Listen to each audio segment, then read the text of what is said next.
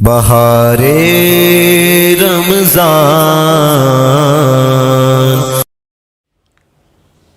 اعوذ باللہ من الشیطان الرجیم، بسم اللہ الرحمن الرحیم۔ اللہم صلی علی سیدنا و مولانا محمد وعلی آل سیدنا و مولانا محمد وبارک وسلم وصلی علیہ۔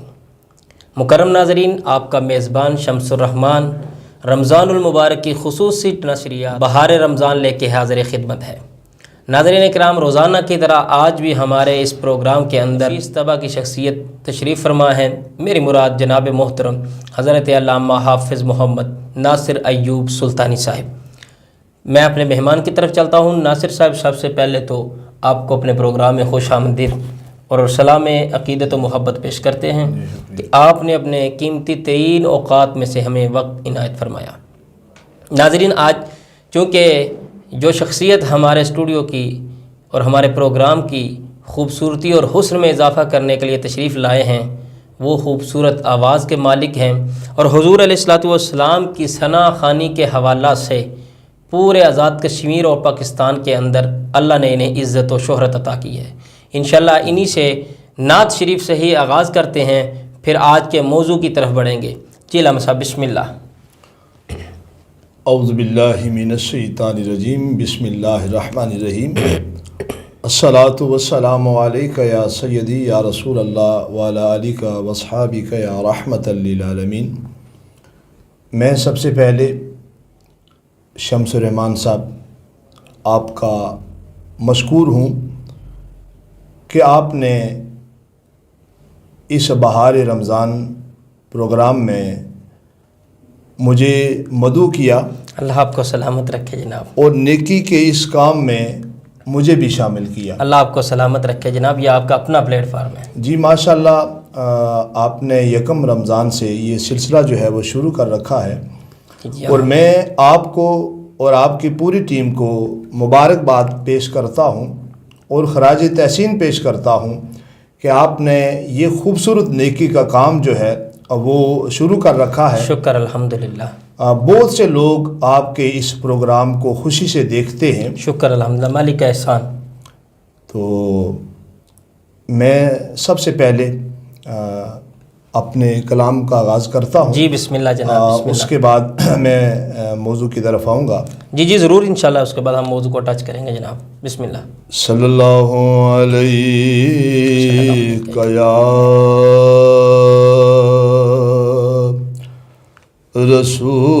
رسول اللہ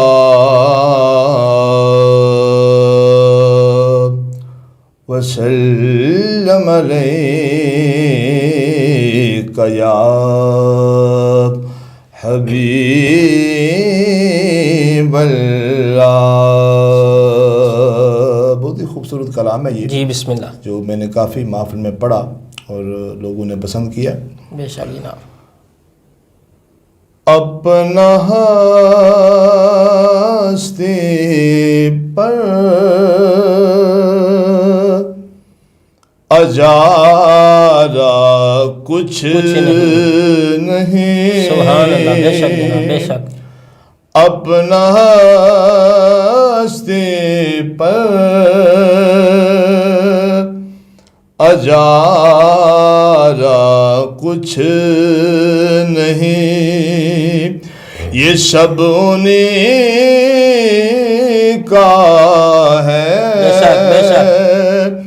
ہمارا کچھ نہیں، یہ سب انہیں کا ہے، ہمارا کچھ نہیں۔ بیچ دو خود کو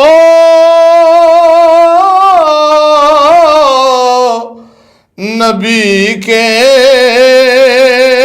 نام پر، ماشاءاللہ۔ بیچ دو خود کو نبی کے نام پر، اے ایسے سودے میں خسارہ کچھ نہیں، خسارہ کچھ نہیں، بہت خوب بہت خوب، ایسے سودے میں خسارہ کچھ نہیں، یہ سب انہیں کا ہے، ہمارا کچھ نہیں۔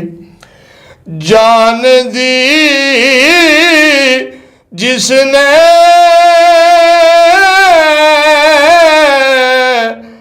نبی کے نام پر، جان دی جس نے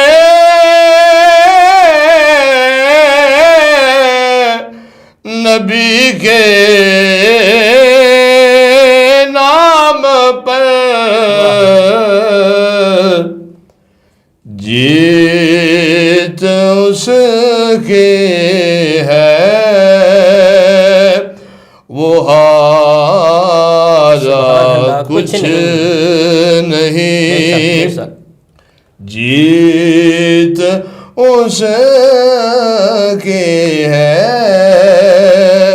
وہ ہارا کچھ نہیں، یہ سب انہیں کا ہے، ہمارا کچھ نہیں۔ واہ واہ سبحان اللہ۔ ناظرین، جیسا کہ آپ نے سماعت فرمایا کہ حضرت صاحب کتنے خوبصورت انداز میں حضور علیہ الصلوۃ والسلام کی بارگاہ عالی تبار کے اندر اپنی حاضری پیش کر رہے تھے۔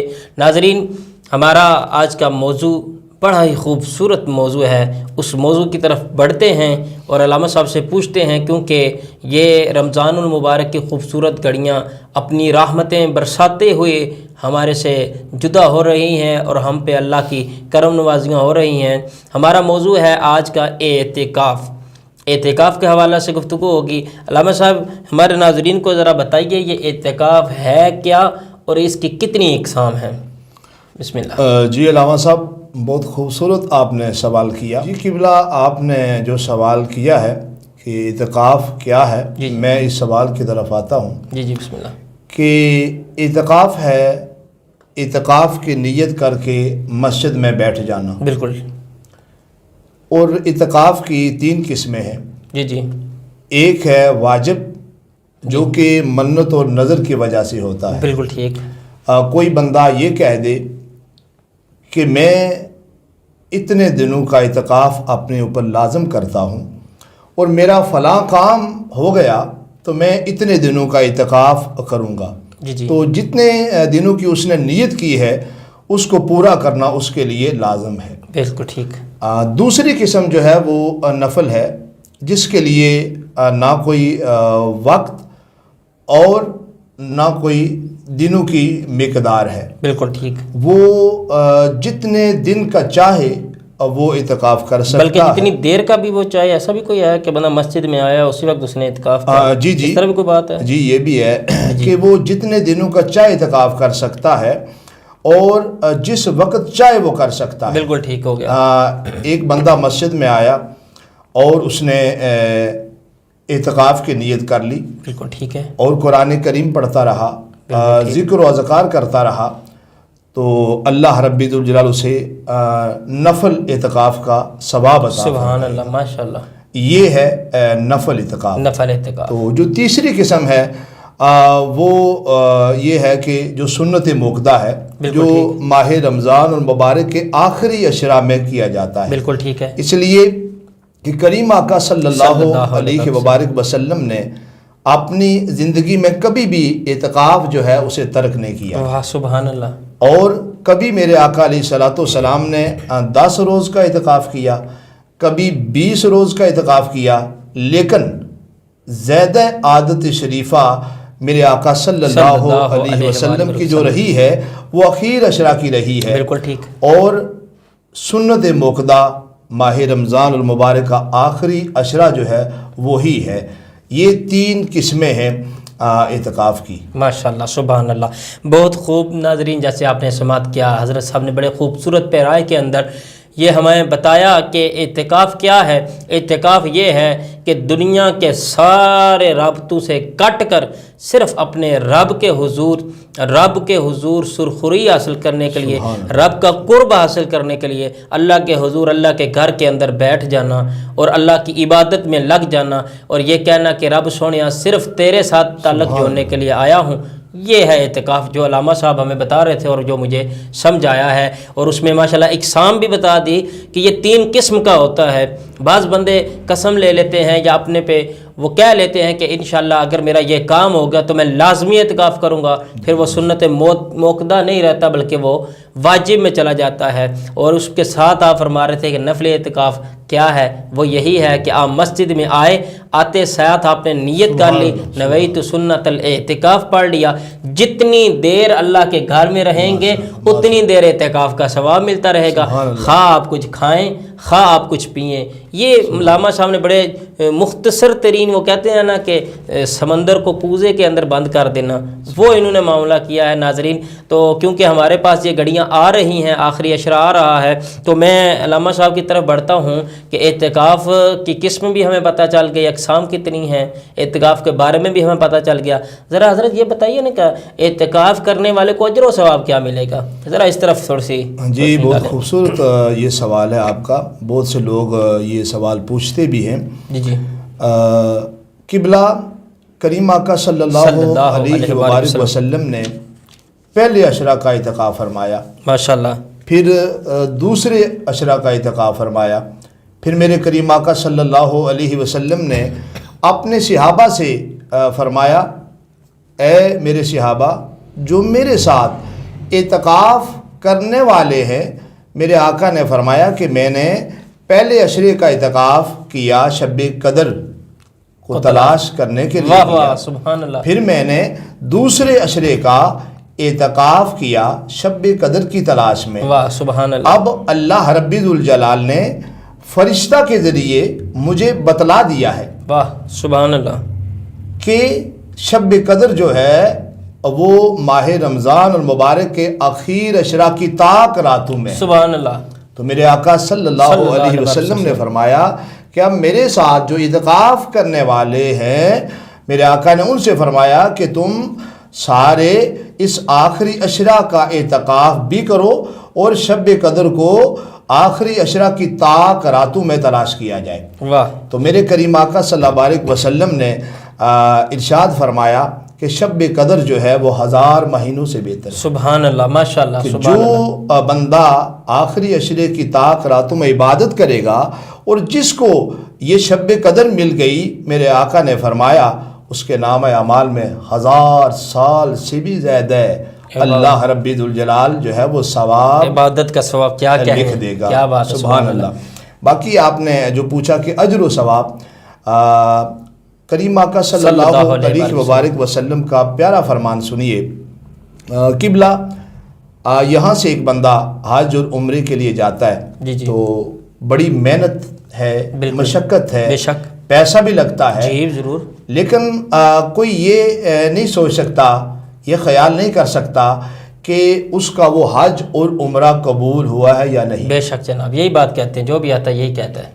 لیکن کریم آقا صلی اللہ علیہ وسلم کا پیارا فرمان سنیے۔ اللہ، میرے کریم آقا صلی اللہ علیہ وسلم نے فرمایا کہ جس نے ماہ رمضان المبارک کے آخری عشرہ میں اعتکاف کیا، سبحان اللہ، اور اللہ کی رضا کے لیے کیا، سبحان اللہ، اور ثواب کی خاطر کیا، بے شک جناب، تو میرے کریم آقا صلی اللہ علیہ وسلم نے فرمایا اسے پھر 2 حج اور 2 عمرے کا ثواب اللہ رب ذوالجلال عطا فرمائے۔ سبحان اللہ، ماشاءاللہ۔ اور اس کے بعد میرے آقا نے فرمایا کہ جو اعتکاف کرنے والا ہے وہ گناہ سے محفوظ رہتا ہے، بے شک، اور اس کے نام اعمال میں اتنی ہی نیکیاں لکھی جاتی ہیں کہ جتنی کرنے والے کے لیے لکھی جاتی ہیں۔ سبحان اللہ، ماشاءاللہ۔ پھر میرے آقا صلی اللہ علیہ وسلم نے فرمایا کہ اعتکاف کرنے والا اگر سو بھی جاتا ہے، اللہ اکبر، سبحان اللہ، کیا کہنے، تو اس کا سونا بھی عبادت ہے، سبحان اللہ، ماشاءاللہ، اس کا جاگنا بھی عبادت ہے۔ اللہ اکبر۔ تو میرے آقا علیہ الصلوۃ والسلام نے فرمایا کہ جس طرح ایک بندہ کسی کے گھر چلا جاتا ہے جی جی اور وہ بندہ اس کا کام نہیں کر رہا تو وہ اس کے دروازے پر بیٹھ جاتا ہے اور کہتا ہے کہ میں اس وقت تک یہاں سے نہیں اٹھوں گا جب تک تم میرا کام نہیں کرے گا۔ اللہ اکبر کبیرہ۔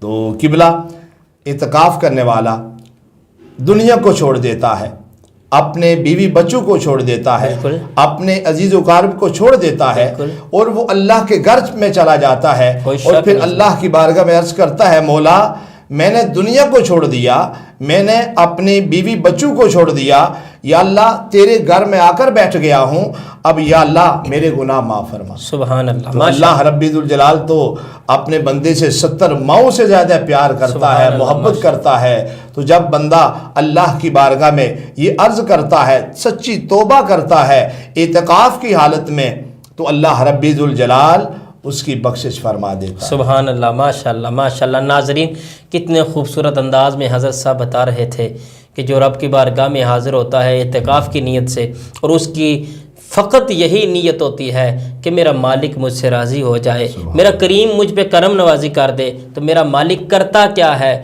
کہ باقی سارے اپنی مالی اور جانی عبادت عمرہ اور حج کرنے کے لیے اتنا سفر طے کرتے ہیں، اتنی مشقت طے کرتے ہیں، لیکن واپسی پہ یہی آ کے کہتے ہیں پتہ نہیں ہمارا حج و عمرہ قبول ہوا کہ نہیں، لیکن میرا کریم رب کیا کہتا ہے کہ میرے بندے تو میرے لیے مسجد میں آ کے بیٹھا، دنیا سے کٹ کے آگے بیٹھا ہے، تو میں تیرے نامہ اعمال میں 2 مقبول عمرے اور 2 مقبول حجوں کا ثواب عطا کروں گا۔ ناظرین، کتنا خوبصورت اجر و ثواب ہے۔ مزید اسی طرح کی علامہ صاحب سے خوبصورت گفتگو کو میں مزید تھوڑا سا بڑھانا چاہوں گا، اور اس کو بڑھانے سے پہلے جو سوال آپ سے ہم نے کرنا ہوتا ہے وہ ہمارے پروگرام کے درمیان یا آخر میں ہوتا ہے، کیونکہ اس کے بعد آخری سوال ہے، تو یہ سوال آپ کے لیے ہے ناظرین۔ آپ نے کرنا کیا ہے، SR Studio 5 کے جو ہمارا YouTube کا چینل ہے اس کے کمنٹ باکس میں جا کے اپنا جواب بھی ٹائپ کرنا ہے، نیچے اپنا نام اور ایڈریس بھی ٹائپ کرنا ہے، جس کا جواب درست ہوگا قرآن اندازی کے ذریعے اس کے پاس انشاءاللہ ایک انعام ہماری طرف سے ہوگا۔ سارے سوالات کے جوابات ہمارے جتنے ہوں گے ان کو سارے اکٹھا کر کے ہمارا ایک دن ہوگا جس میں ہم انشاءاللہ قرآن اندازی کریں گے، اور جو احباب ہمارے پاس بمبر شہر میں موجود ہوں گے ہم کوشش کریں گے کہ انہیں اسٹوڈیو میں بلا کے انعام دیں، نہیں تو ہم آپ تک انشاءاللہ آپ کا وہ انعام پہنچائیں گے۔ سوال یہ ہے کہ اعتکاف کے حوالے سے ہمارا سوال ہے کہ اعتکاف، کیونکہ اگلا میرا سوال علامہ صاحب سے ہے اعتکاف ٹوٹنے کی وجوہات کیا ہیں، لیکن میں اس کے اندر آپ کا جواب رکھنا چاہتا ہوں کہ اعتکاف کن وجوہات پہ آپ مسجد سے باہر نہیں نکل سکتے، مطلب کہ آپ مسجد سے کن وجوہات کی بنا پر مسجد سے نہیں نکل سکتے، اعتکاف کے اندر کس وجہ سے آپ مسجد سے نہیں نکل سکتے۔ علامہ صاحب سے میں جواب نہیں لوں گا، جواب آپ سے لینا ہے کہ اعتکاف کی حالت میں آپ مسجد سے کس صورت میں نہیں نکل سکتے۔ تو علامہ صاحب ہمارا سوال ان کے تو ہو گیا، یہ سوال ہے کہ اعتکاف کن چیزوں سے ٹوٹ جاتا ہے۔ جی قبلہ، بہت اچھا یہ بھی آپ کا سوال ہے کہ میں یہ گزارش کرتا ہوں اپنے ان بھائیوں سے کہ جو ابھی اعتکاف کی تیاری کر رہے ہیں، جی جی 20 رمضان المبارک کو انشاءاللہ، 20 رمضان کے اثر کو انشاءاللہ جی انشاءاللہ اعتکاف کرنے والے بھائی جو ہیں وہ بیٹھ جائیں گے، تو میں ان سے یہ گزارش کرتا ہوں کہ اعتکاف کرنے والے جب اعتکاف کے لیے تیاری کریں تو وہ ضرور اپنی مسجد میں جہاں وہ اعتکاف کرنے کے لیے بیٹھنا چاہتے ہیں اس کی حدود کو جو ہے وہ ضرور دیکھ لیں۔ جی جی، ہوتا یہ ہے کہ کچھ ایسے ہمارے بھائی ہوتے ہیں کہ جو حدود کو نہیں دیکھتے، جب وہ مسجد میں جاتے ہیں تو پھر وہ غیر ضروری جی جی حدود کو نہیں دیکھتے، نا ان کو پتہ نہیں ہوتا کہ کہاں تک حدود ہے، وہ غیر ضروری باہر جاتے ہیں جس کی وجہ سے ان کا اعتکاف ٹوٹ جاتا ہے۔ جی جی، تو آپ نے جو سوال کیا ہے کہ اعتکاف کرنے والے کے لیے یہ ضروری ہے کہ وہ بلا وجہ جو ہے وہ مسجد سے باہر نہ نکلے۔ بالکل ٹھیک۔ وہ جن صورتوں میں وہ مسجد سے باہر جا سکتا ہے، ایک تو اگر اس پر غسل فرض ہو گیا ہے جی جی تو وہ غسل کر سکتا ہے، اور پھر غسل کے فوری بعد پھر وہ واپس آ جائے۔ بالکل ٹھیک۔ اس کے بعد وضو کے لیے وہ باہر جا سکتا ہے۔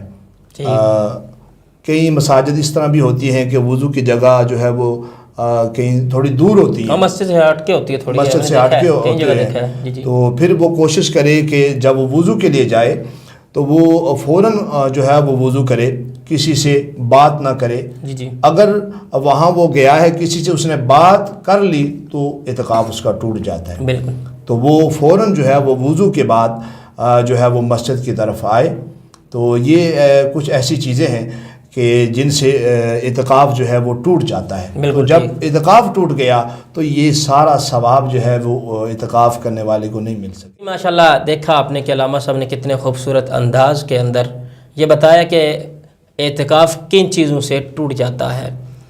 بعض دفعہ ہمیں پتہ ہی نہیں ہوتا، ہمارے کچھ نوجوان ایسے ہیں، کچھ بزرگ ایسے ہیں جو کسی جید عالم دین کے پاس جا کے، کسی اللہ کے نیک بندے سے جا کے یہ بات پوچھنا گوارا نہیں کرتے، اور ان مسائل کو نہ پتہ ہونے کی وجہ سے ہاں مسجد میں بیٹھنے کا انہیں ثواب ملتا رہتا ہے، لیکن جو اعتکاف کا ثواب، جو اعتکاف کا وہ قرب اللہ کا حاصل ہونے والا ثواب تھا، اس کو بندہ ضائع کر دیتا ہے۔ اس لیے ان مسائل، چھوٹے چھوٹے مسائل جن پہ ہمارے نگاہ نہ ہونے کی وجہ سے ہم پیچھے رہ جاتے ہیں، انہی کو اس لیے ہم اپنے اس پروگرام کے اندر ڈسکس کر رہے ہیں کہ آپ کو اس سے فائدہ حاصل ہو۔